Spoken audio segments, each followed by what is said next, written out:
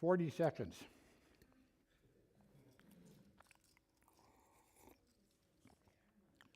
Does anybody remember my communion thought from last week? Anybody remember my communion thought from last week? I talked about my father-in-law, how he was first and always a farmer, even though he left the farm at 17. He still approached everything he did the way a farmer approaches things, with patience and faithfulness. Okay, 5 seconds. 4, 3, 2, 1. Let's get started. Thank you all for coming. You'll notice that I'm mic'd up this morning. We're actually streaming this to some people online, and I guess we're recording it so that they can look it up later, so that's fine. But in our discussion section, when we're having a discussion, I will try very hard to repeat what you said, even though we all heard it, because it might not have got picked up online. And one of the very important things that we do is when we discuss things together, we discuss things together. So if my father-in-law was first and always a farmer, and if David was first and always a shepherd, does anybody know what I am first and always? Hard question, because you don't know me that well. First and always a scientist. One of the key important ingredients of science is peer review. You don't just spout off things. People are going to comment on what you've studied. So you have to be very careful. And that's the great benefit of what we do in our classes together. These are essentially peer-reviewed classes. I mean, if we look at the number of years that even such a small gathering have had as Christians and add them up, it's impressive. So one thing you'll notice is I'm not your typical anything. In fact, I'm neurodivergent, which means I have quite a different approach to things, so just kind of bear with me. It might take a few minutes to make some connections. So what I want to start out with is a little bit of an exercise in memory. So in the Psalms, we're talking about poetry, so I want to start a poem. And at the point where you know in this poem, or you think you know in this poem, what it's about, would you raise your hand? I'm not going to call on you. I just want you to see if any of you know what this poem is about. You ready? By the rude bridge that arched the river's flood. Nobody yet? Their flag to April's breeze unfurled. I thought you'd have it at that. Here once the embattled farmer stood and fired the shot heard round the world. Anybody know what that's about? I mean, I'm not saying, do you know what it's from? Okay, somebody in the back, yay. What's it about, David? It's about the Revolutionary War. That's an interesting response. Because I could say, well, no, it's not about the Revolutionary War, but it is, right? But you could also say what? It's about the Minuteman. It's about the Battle of Concord and Lexington. And all of those things are correct. Well, sort of. It's actually about the commemoration of a monument to the Minutemen of the Revolutionary War. So why am I saying that? A couple of things, and we'll get to in a bit. But one thing is, in poetry, it maybe strikes us all differently a little bit. And so it pulls in from different places our different experiences. We'll come to that. Last time we were together, we talked about the Miktam Psalms. That's Psalms 56 through 60 and 16. The Miktam Psalms are just in the header, it says a Miktam Psalm. That's why I call it the Miktam Psalms here. Nobody knows what the word Miktam means. Nobody even guesses what the word Miktam means. It's completely unknown. However, in the Septuagint, and you'll see that I use LXX as an abbreviation for Septuagint. It's a generally accepted abbreviation.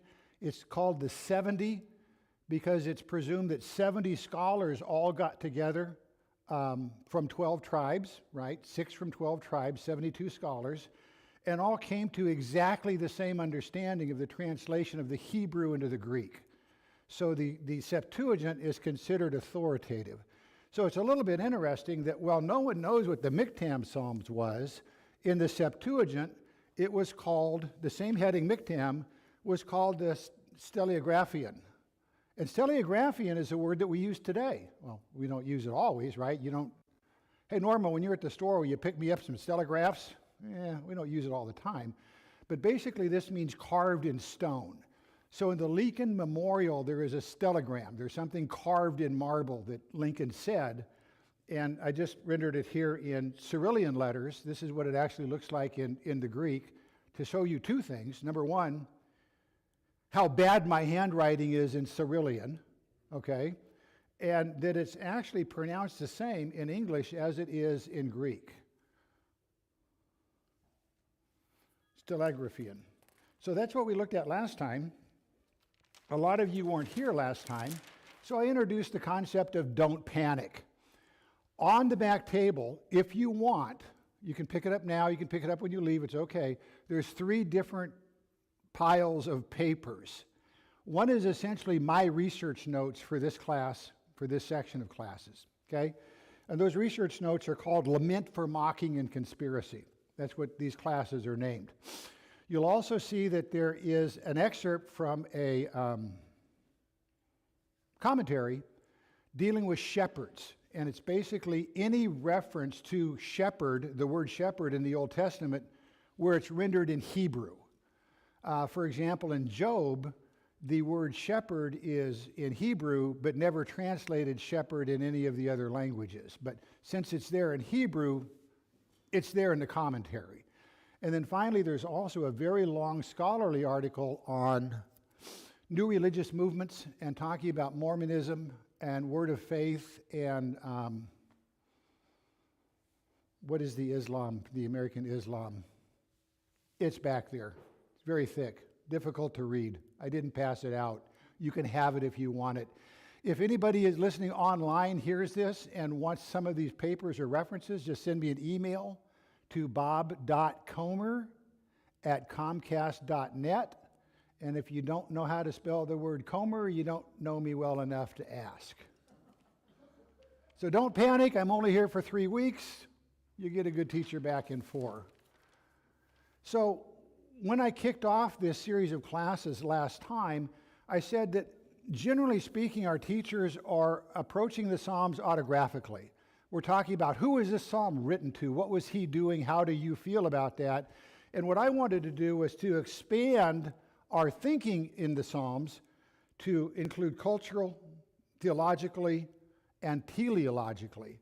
Now, don't get worried about this word teleology. It just means purpose. What was the purpose of the Psalms? What was the purpose when it was written?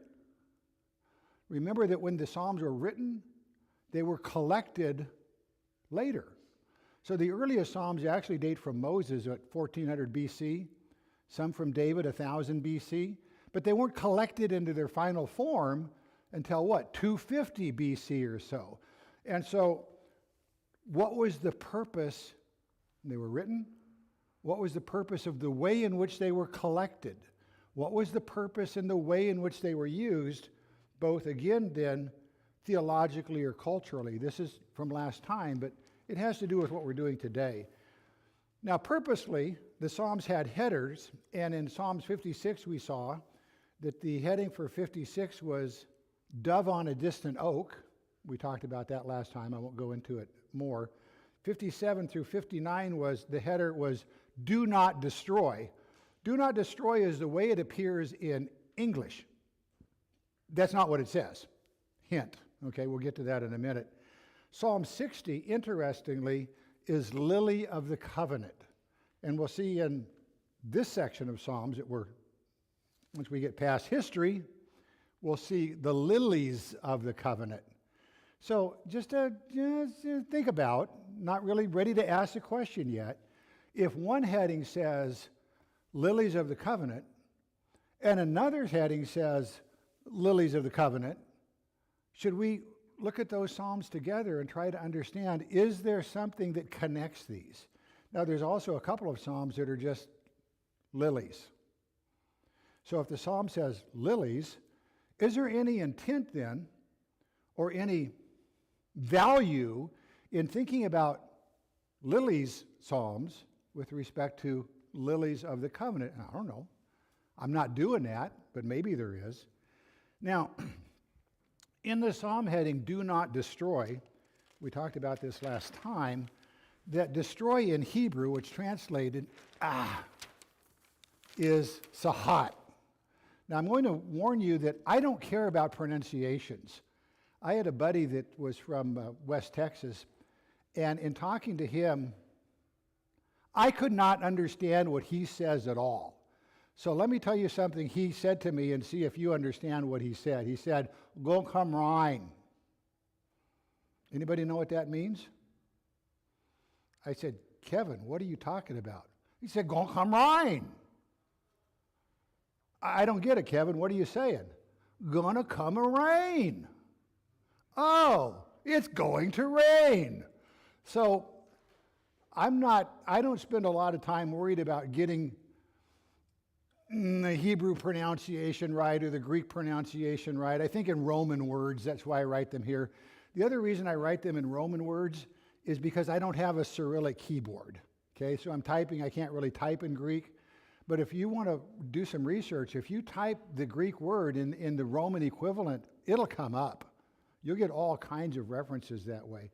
But so destroy in Hebrew is sahat, except that destroy in Hebrew, sahat, isn't destroy, it's corrupt. So, for example, I see Psalm 16 is the note here. It is, do not allow thy Holy One to see corruption. That's the quote from Psalm 16. In the Septuagint, it's diaptherio, which is from diabolo and therio, and it actually means to decay or to corrupt. But in the Greek, for diaptherio, there's also this implication that it's a corruption due to slander. So do not allow slander to be the corrupting influence among your people. So that's what we talked about last time, was slander in the Miktam Psalms. And the idea was that, well, it's steleographic because carved in stone, don't ever do this. That was just my interpretation of why Miktam becomes steleographic. Nobody knows that either. So this morning we're going to transition and we're going to begin talking about the current book 3, Psalms, book 3 Psalms. For those of you just coming in, there are papers on the back table. You don't have to get them. If you want them, you can have them. You can get them now, you can get them later. That's fine. Instead of slander, these Psalms are directly pointed at mocking.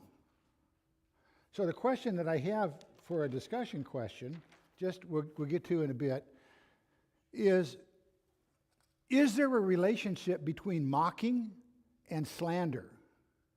And if there is, what is it? And this is a question for us now. You can speak. Obviously, both slander and mocking are ways of me getting what I want through winning an argument, but not through an application of the mind. It's winning an argument because I want you to shut up. So I'm going to try to humiliate you. I'm going to slander you, or I'm going to mock you. Those are ways in which they're related together. How are they different? Or are there other ways in which they're related? Don't need an extensive discussion on this, but maybe a couple things. Any idea on the relationship between slander and mocking? They're both negative. They don't contribute anything positive to an ongoing conversation, right? What else? Anybody else? They're both disrespectful. Anybody else? Yeah. They both indicate that whoever is doing it believes they have superiority to the listener. Not necessarily any truth involved. And also, in my mind, if I'm slandering you, I'm speaking to somebody else. If I am mocking you, I might be speaking directly to you. But I might also, in mocking, okay, so what she said was, if I'm slandering, I'm speaking to someone else behind your back, usually.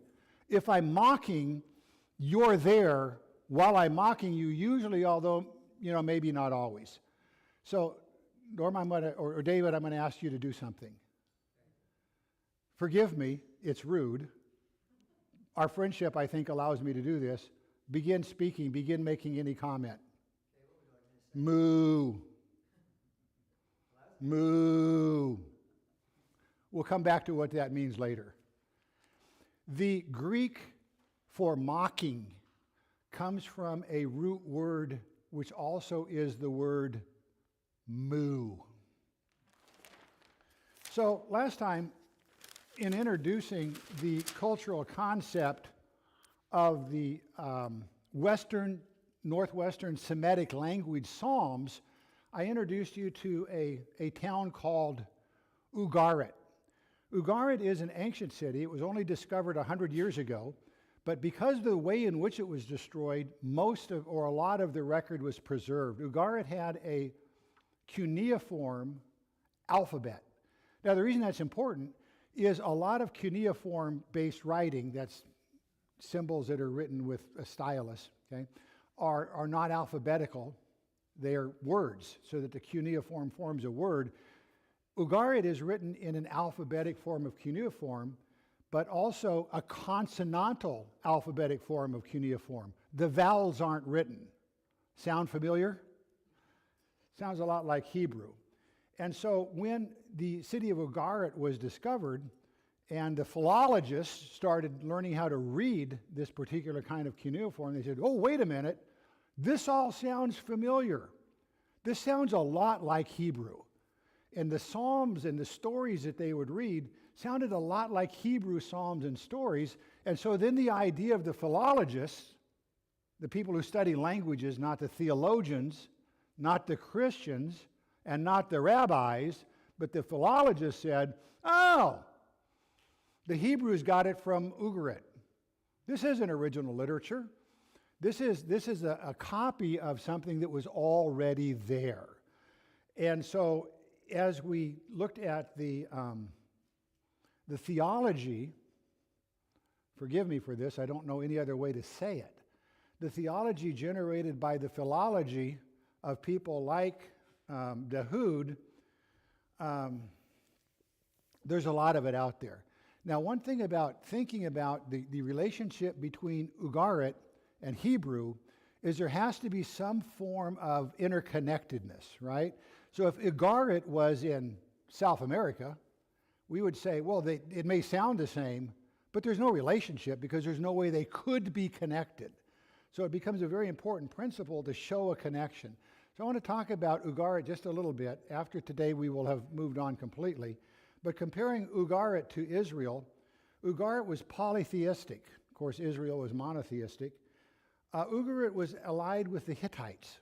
Now, their alliances shifted between Egypt and Hittites, but where they were in the extreme northern, western Mediterranean, very, very north of Israel, they bordered the Hittites, okay? So they were more aligned with the Hittites, where Israel was certainly not aligned with Egypt, but they had a history in common with Egypt. They came out of Egypt. Now, Ugarit was destroyed by an earthquake in 1360. In 1360, all of the previous records are gone.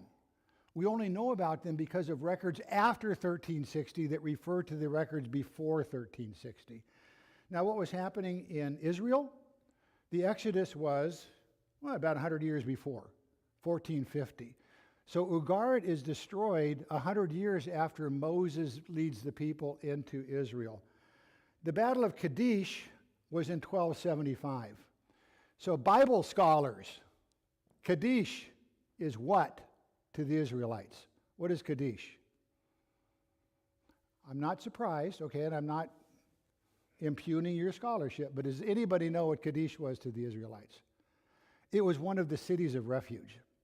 So it was the northernmost city of refuge. If you go way back north of the Sea of Galilee and slightly west, that's where Kadesh was. The Battle of Kadesh is actually historically very important. It's the first recorded pitched battle in history. Ramses II, this is where you get in trouble if you know your Bible because you watch Cecil B. DeMille Ramses II was not the Pharaoh of the Exodus. It was an earlier Pharaoh. But Ramses II was the Pharaoh of the Battle of Kadesh. And what he wanted to do is he wanted to restore Egypt's greatness. So he decided, I'm going to invade Canaan. Can you imagine? As a former Egyptian slave, if you see Ramses and his armies coming up Canaan, what you would think? Oh my goodness. So in 1275, Ramses is a gung-ho kind of leader. He is I'm out front. In fact, hey, army, just try and keep up with me. And he actually put himself in a bit of risk because he arrived at Kadesh, and the Hittites were very clever. And they sent a couple of spies into Kadesh dressed as nomads, and they reported to Ramses that, oh no, the Hittite army, it's weeks away, it's way up, okay? You guys are fine. And then what happened? What do you think happened? The next day, the Hittites attacked. And the Hittites so decimated the Egyptians at that point that they thought the battle was over. And so they stopped and they plundered the Egyptians. Well, it wasn't over, and Ramses counterattacked and wiped out the Hittites. And so the battle was fought to a standstill. The battle was fought to such a standstill that they decided to have a peace agreement. You know, we're not going to do this. Pharaoh brought up 20,000, Ramses brought up 20,000 of his troops. They were met by 20,000 of the Hittites. And as a result of that battle, we also have the first recorded peace treaty, which is sort of interesting. Now, another thing that we'll get to in just a moment, Ramses, in addition to worshiping his Egyptian gods, also liked a god that we'll get to in just a moment named Anat. So Ramses II was a devotee of the goddess Anat. And then the final destruction of Ugarit was 1185 by the sea people that just came in and destroyed the city completely, burned it over, paved it over, end of Ugarit. David is about 100 years different. So if David, so what's the difference here? 1040 to 1275, more or less 250 years. How long since the battles of Lexington and Concord? About 250 years. And so the poem, by the rude bridge that arched the river's flood, their flag to April's breeze unfurled, here once the embattled farmer stood and fired the shot heard round the world. We can still kind of relate to that. Even though it's not in our personal history, it's sort of still within the literature of the things that we discuss. So I'm just saying that there is this confluence here, particularly in Kadesh. Now, in the theology, Ugarit, it's Not Uter, okay? Uter is a sad character from The Simpsons. This is Ugarit, Norma, not Uter, just saying. They're polytheistic. Their main god, their primary god is El. El is the big boss god, but he's not the god that's ascendant. The one most talked about is actually Baal, or Baal. And then there's also Yam and Mot. But in the polytheistic religion of Ugarit, there's also Ashura and Anat. Ashura is the consort of El. She's El's wife, okay? Anat, and this gets a little bit vague. Anat is the consort of Baal. And Anat as the consort of Baal is maybe his sister, maybe his wife, maybe both, okay? But Anat is a very powerful goddess. Anat is the goddess of war and the hunt. So she's kind of, I don't know, what would you call it, a tomboy goddess? But she's a very powerful figure in Ugarit theology. In fact, what Baal wants to do is Baal wants to build his palace. He wants to build his palace on Mount Sapon, and El says, nah, you don't deserve a palace. Well, what Baal wants to be is he wants to be the king of the gods. Now, El is sort of the father of the gods. He's the head guy. But Baal wants to be king. There's just a couple of problems with that. Yam, the god of the sea, and Mot, the god of death, they're more powerful than Baal is. And so Baal, in order to ascend to his throne, has to defeat the sea and has to overcome death. Well, in this theology, Mot invites Baal to a banquet in the underworld. Well, how do you get to a banquet in the underworld? You die, right? So Baal dies. Now, Baal is the storm god. I'm sorry, what? Oh, just don't accept the invitation? Yeah, kind of. You don't get to do that when the king says you have to come. Sorry. I have to babysit that week, right? I couldn't get a sitter for that day.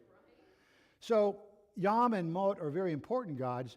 Baal has to overcome them, but Baal doesn't overcome them. Baal dies. Now, Baal is god of the storms. He's sort of the Zeus, right? He has thunderbolts. He has thunder. He has lightning. He is the god Moloch, or the god, who's the god of the Babylonians? It's the storm god that, anyway, he's that guy. But he can't overcome death. So what happens is there's a big drought. And El notices, hey, everything's dying. There's a big drought. I wonder what happened. I guess Baal's dead. I didn't know that. But what happens is Anat then goes down and defeats death in order to bring Baal back. El notices that Baal has come back from death when he looks down and says, hey, things are growing again. I wonder where Baal is. Okay, now that's a little bit of the theology. But the important thing that I wanted to point out is how powerful and central Anat, as goddess of war, is, and Asherah. Now, Baal still doesn't get his palace built. He still wants to be king, but he can't be king without a palace. So Anat goes to Asherah. And Anat says, hey, girl, if you can talk to El and I can get my palace built, I got a bunch of money for you. Didn't exactly say that in English, but the point was that Anat offers Asherah a bribe and then says something like, and you know I am goddess of war, so what do you think's going to happen if you don't give me guy a palace, huh? And so Asherah thinks, well, I can either get in a big fight with Anat that I really don't want to do, or I can just take the money and then I'd be happy. Now, of course, we run into Asherah with what prominent biblical woman? Now, this one I expect someone to know. Jezebel. So we run into Jezebel is a devotee of Asherah. My question is, why? You know, Balaam taught the enemies of Israel how to defeat Israel by using women, right, to get to the faithful people. What's the big appeal for Asherah if you're a woman like Jezebel? Why not obey the Lord? What is the appeal here of Asherah or Anat to Jezebel? And why would Ramses, who is invading Canaan and attacking the Hittites, be a devotee of Anat? What's the help here? Now, obviously, there's no answer, right? There's no, I'm going to look at this online and I'm going to find the answer. The answer is 5. No, this calls for some thinking in terms of, what do you think? Well, they both get what they want using different means.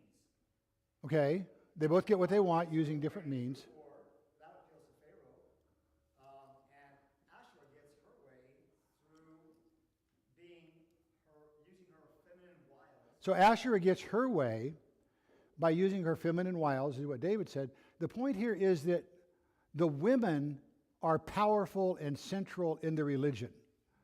It is the women who get the men what they want.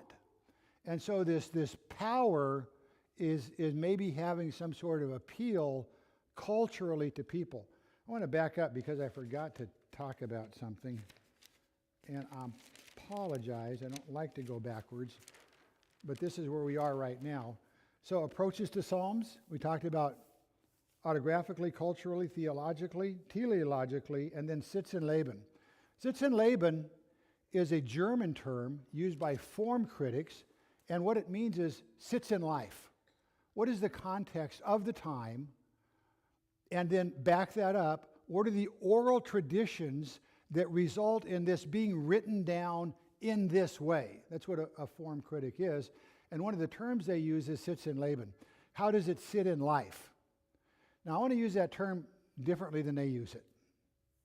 And that is, how does it sit in your life?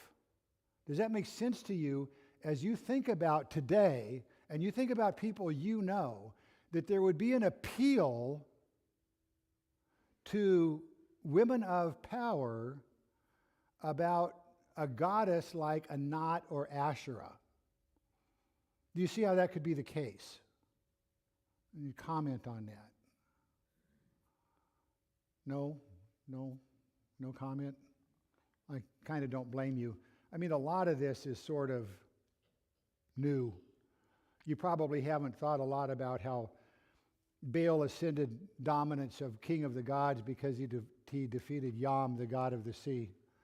By the way, what is the word for sea in Hebrew? Any guess? At least guess. Yes, it's Yam. Yam is sea. So there's an appeal in polytheism. We talked about what the appeal may have been for somebody like Jezebel to be a worshiper of Asherah. But in general, what's the appeal for polytheism? I mean, Israel had this problem with polytheism, and it didn't help them in the long run. So why even go there? We're not polytheists, right? We don't understand. We've been followers of God for so long that this is completely foreign to us. Now we talk about it. We talk about how money is our idol or whatever, but we don't actually sacrifice to idols. We don't bring our children to temples and sacrifice goats to them. So it's a little bit foreign to us, but in general, what do you think maybe sits in Laban, maybe the appeal, Norma? You break a god down into pieces that you have more control. So you break a god down and have control. So God is pieces. So you have a god of war, you have a god of fertility. David? And if one God doesn't give you what you want, you go to another God, like splitting your parents. If dad says no, go to mom. How can I write that? Oh, so if one God doesn't give you what you want, you can go to another God, and he'll give you what you want. I got to write this in just a couple of words. Play gods off each other, exactly. In fact, one thing is to get what you want, right?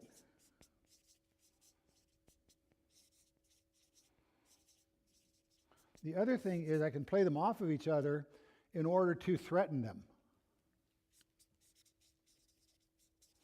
In other words, hey, Osiris, if you don't give me what you want, Anat is over here.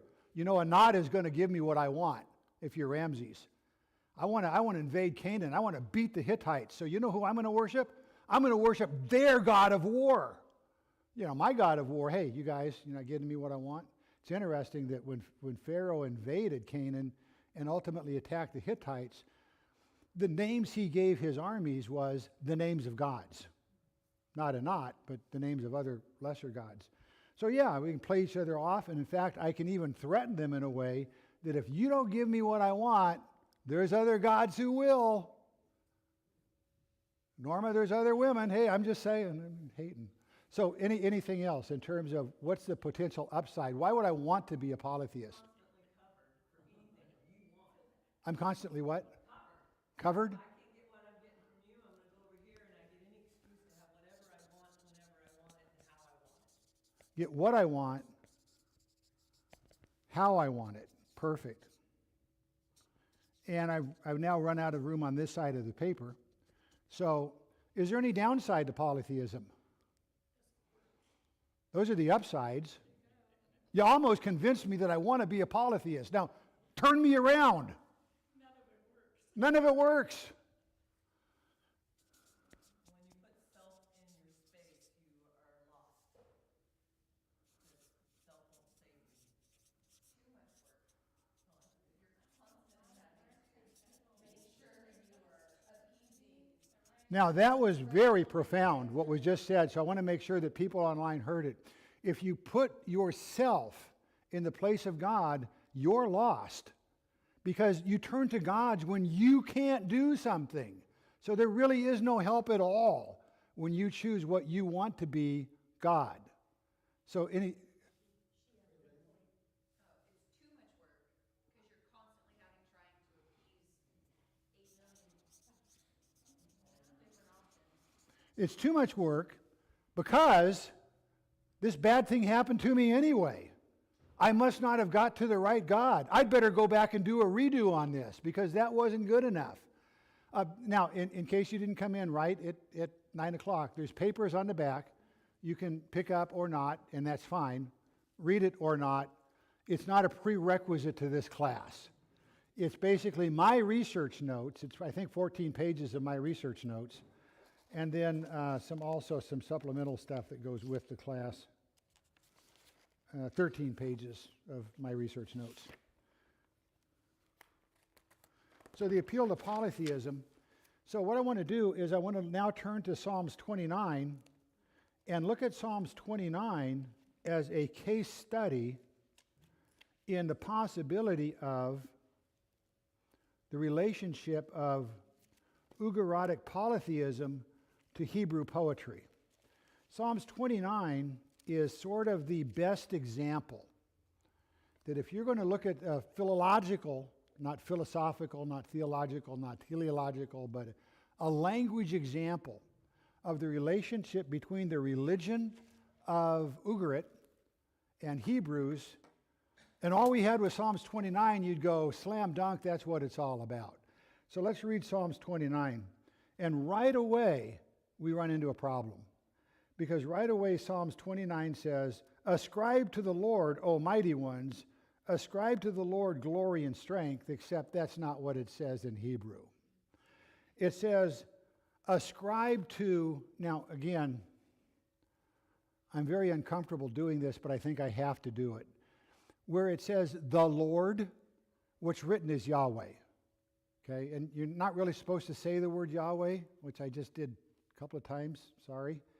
But I think in terms of looking at this text, we have to understand it. So what the text actually says is, ascribe to the Lord, ascribe to Yahweh, El. This is called a vocative El. So El is, remember, the proper name for the chief god of Ugarit. And what the psalmist is saying is, hey El, ascribe glory and strength to Yahweh. It's actually a command of the psalmist to El to ascribe glory and strength to Yahweh. That's if we were looking at it Ugaritically. If we're looking at it Hebrew, then it's almighty ones or it's sons of God. But in the text it says, if you were just to read the text, El is vocative. Ascribe to Yahweh. Hey El, ascribe strength and honor to Yahweh. Then it goes on. Ascribe to the Lord, ascribe to Yahweh the glory of his name. The worship of Yahweh is the splendor of his holiness. The voice of Yahweh is over the waters.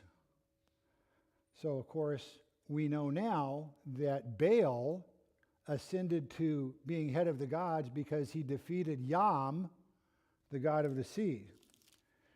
The God of glory thunders, the Lord thunders over the mighty waters.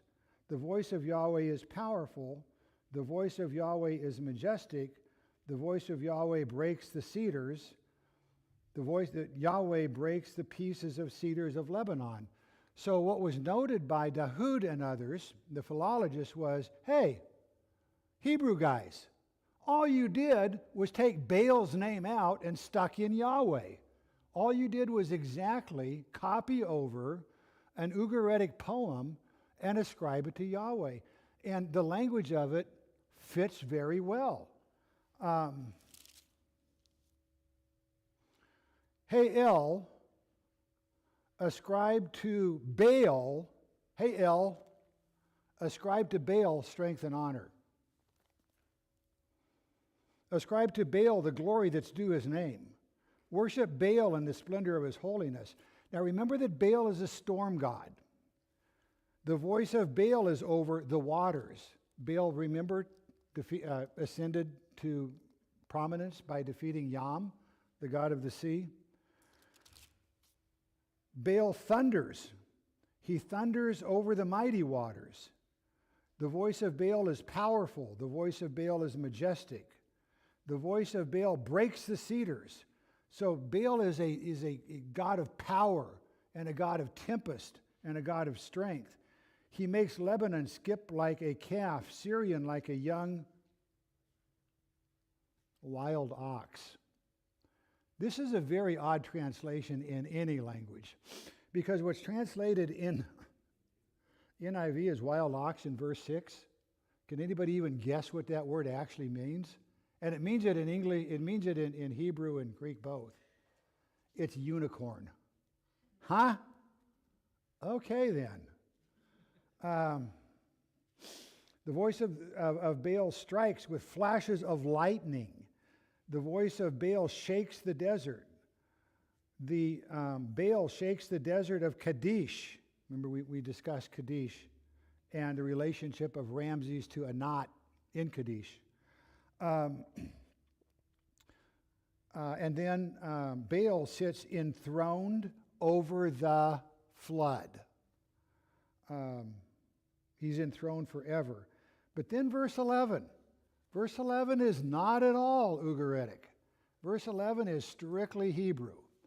And it is, the Lord gives strength to his people. He blesses his people with peace. It is not something you would say of the God of storms that he blesses his people with peace. I mean, you might make that case, but it is completely foreign to the Ugaritic tradition of the worship of Baal. And so the philologists want to say, well, hey, all you did was substitute Yahweh for Baal and then added a verse at the end. I'm not saying that they would plagiarize. Dahoud, a philologist, is saying, hey, when I compared this particular Hebrew psalm to the Ugaritic text, it sure looks like all you did was substitute Yahweh for Baal. And so there's a sense of plagiarism, but maybe more, could be, and certainly that's where some of the people go with this, that there's nothing inspirational in the Hebrew text, you just stole it from the pagans. That's where some people go. There's my thinking on this is a little more sophisticated. It's more of an adaptation. So you adapted the Ugaritic text, made a little bit of change, and added a zinger at the end to show something kind of different. Question is, Zetz and Laban, how does it strike you in your life? Why is there apparently a relationship in the poetry of these two Western Semitic languages? So Ugarit and Hebrew are both Western Semitic language origins. They're very, very related languages. Why do we see in Psalms 29 this apparent relationship?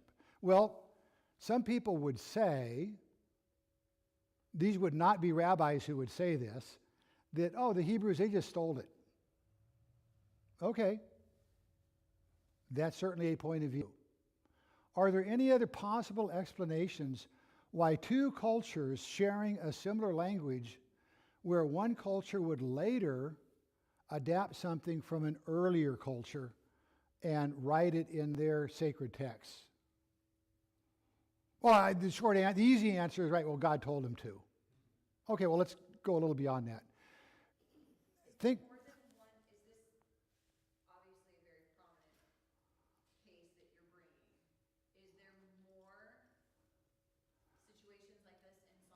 The question is there more situations in this than in Psalms?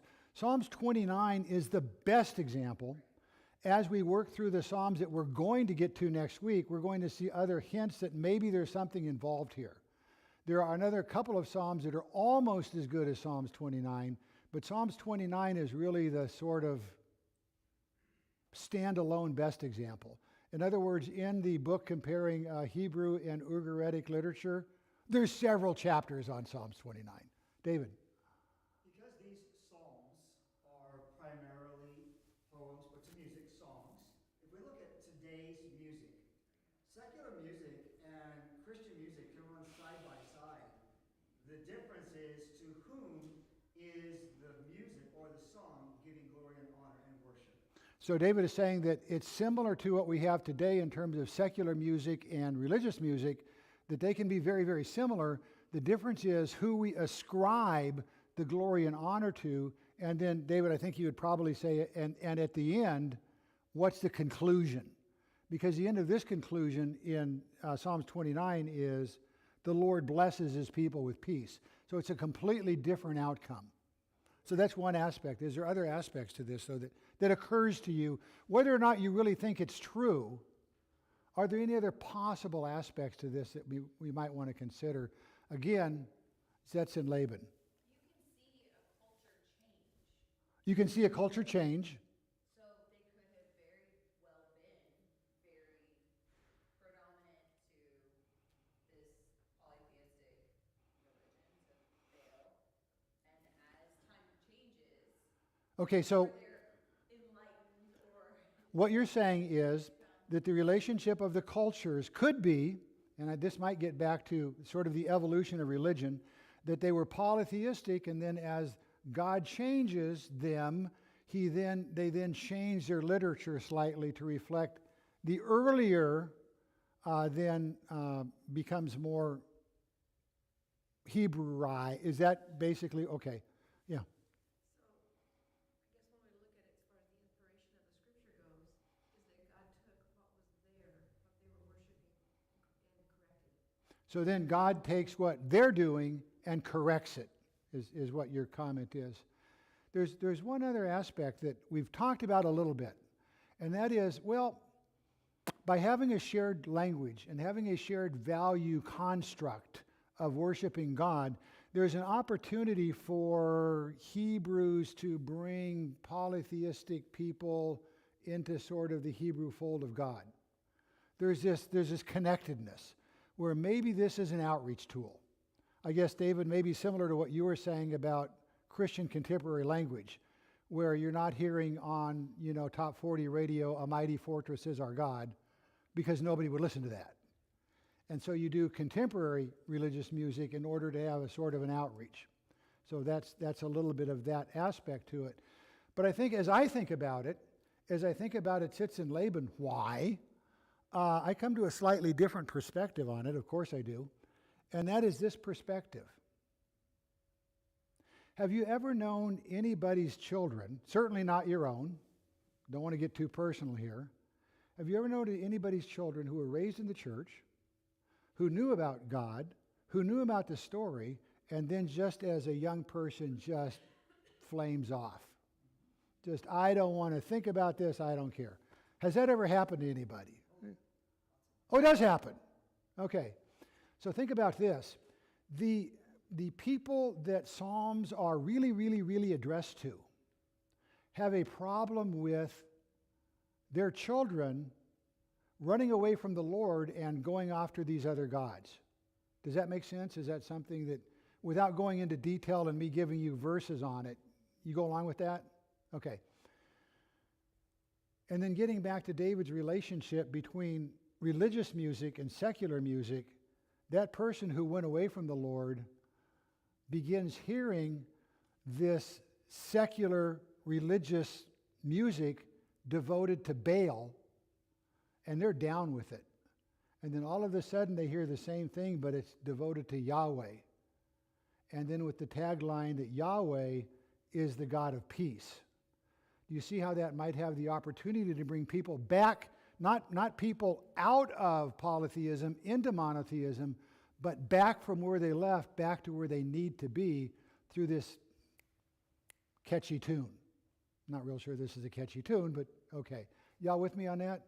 Yeah. Kind of like what we do with Twinkle, Twinkle, Little Star. How many songs are added or changed with the same tune that says different things?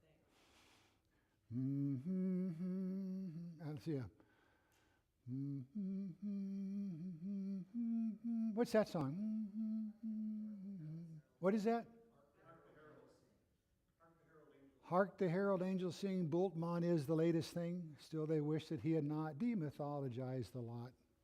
So we have this tune, and we ascribe different things to this tune, and then it brings us back to where we really want to be.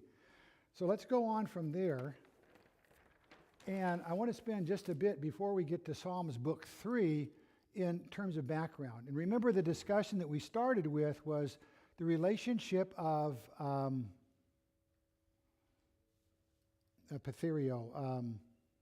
corruption due to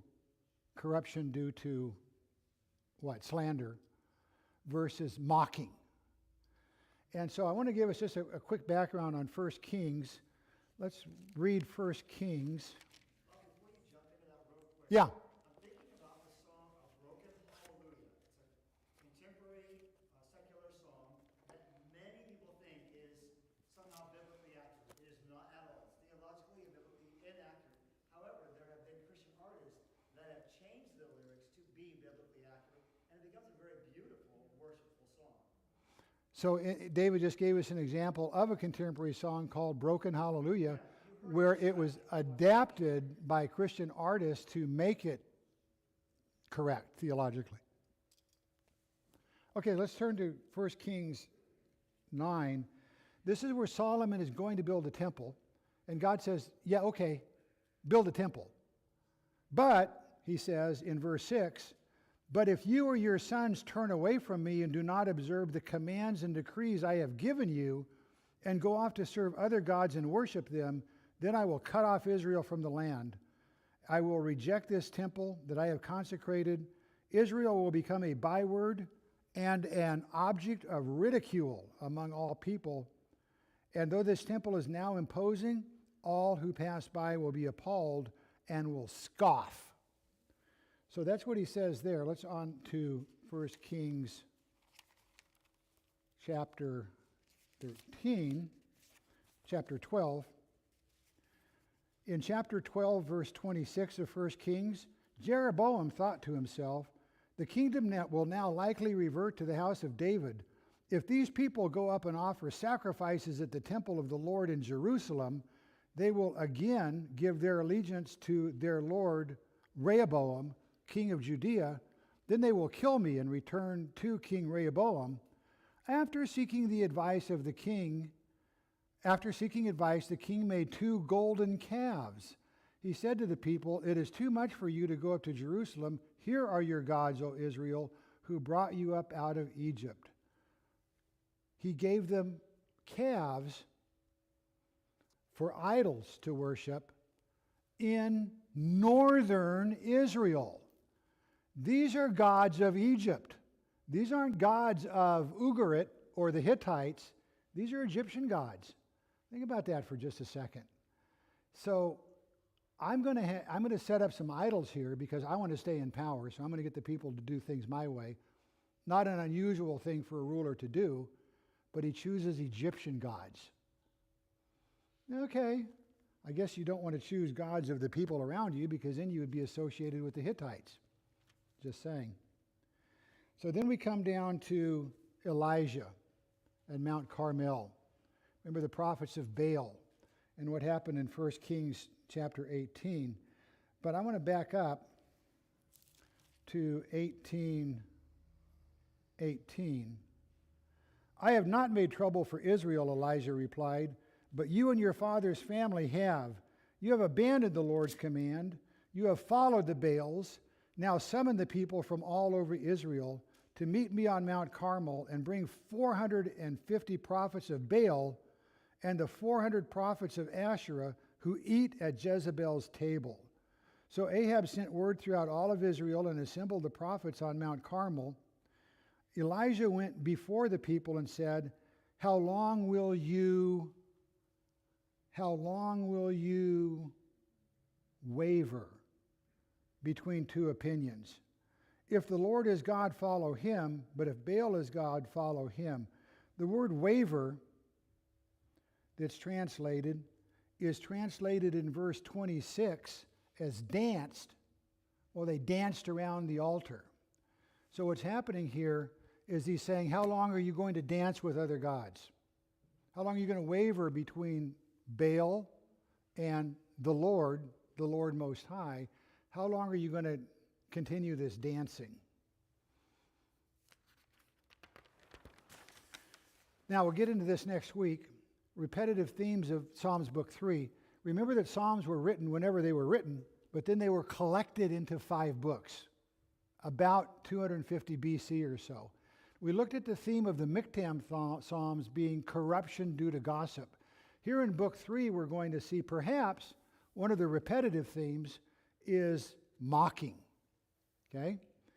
This is the total list of where mocking or an equivalent word appears in the Psalms. Blue is where mocking appears in the 3rd book. So you can see predominantly the instances of mocking are in Book 3. Also, we'll see next week that 73 starts out right away with mocking, and the very last stanzas in Book 3 are about mocking. Another thing that I saw was the aspect of God hiding his face. But again, hiding his face here is in black. Hiding his face in Book 3 Psalms is in blue. Very little comparatively. So what we're going to look at when we get into the actual text of the Psalms next week is mocking and scoffing, hiding face, and then also conspiracy. We'll get into the Psalms next week. So that's kind of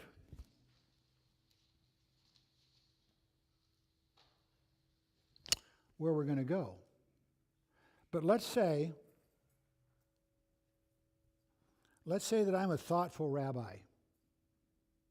And I'm talking to another Jewish person who's considering worshiping Baal. And in the room, there's a couple of Baal worshipers.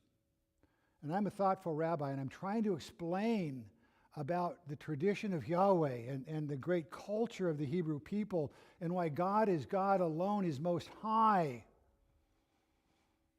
David, would you start explaining that for me, please? Just start with anything. Moo.